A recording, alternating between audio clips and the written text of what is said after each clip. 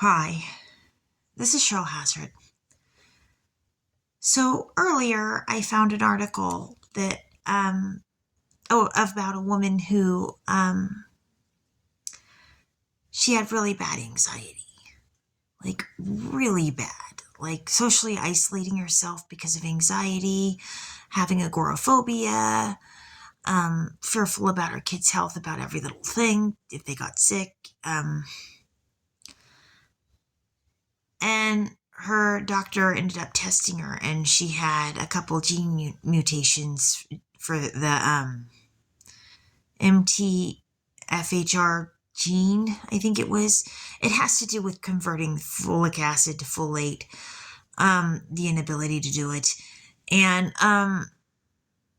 she was one of the cases where the doctor tried it on her, and she was very successful. Like, it was very successful in helping her. And they mentioned something about homocysteine and heart disease and a link with anxiety and something to do with it.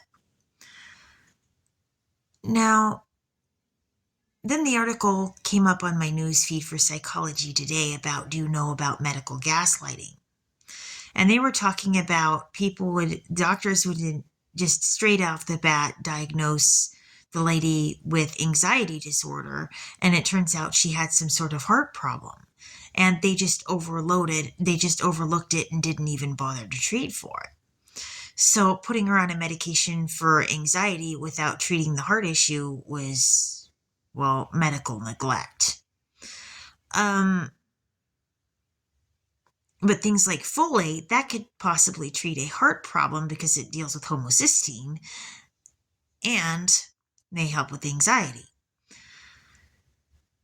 So the difference in the way that might be treated might be a huge difference in whether that's medical neglect or not. But me, I went to the doctors and I still don't know what's going on with me. But I've had shortness of breath and chest tightness, and they said it was just anxiety. And I wasn't buying that worth a damn. Like, my skin looked yellow. There was something else wrong. Your skin doesn't just look yellow when you have anxiety. I don't buy that. Like, no, there's something more to that. Yeah. Like, I found out vitamin B12 deficiency can cause my skin to look yellow. And that can also cause anemia and shortness of breath. And vitamin D deficiency can cause the skin to look yellow and cause shortness of breath and muscle weakness too, and fatigue. And those are symptoms I've been having. And it's not good if the heart's missing it. Like, the heart needs that too.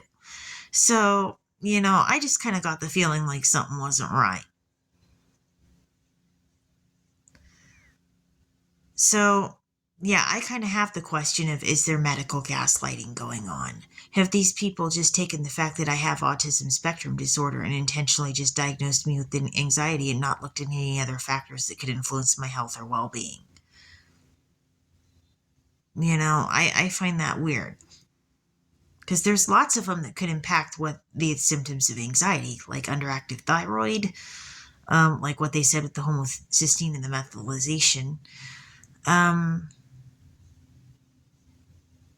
So, yeah,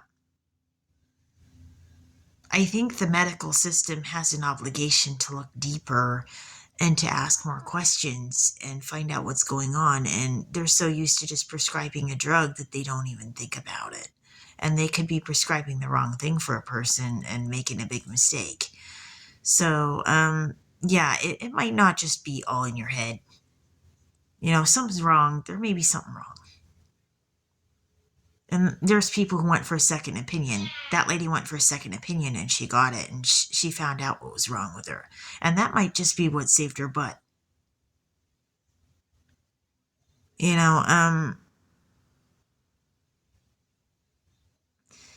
could be you have anxiety because you have a health condition that's actually real and legit. You're worried about something that's real. So, this is Cheryl Hazzard speaking.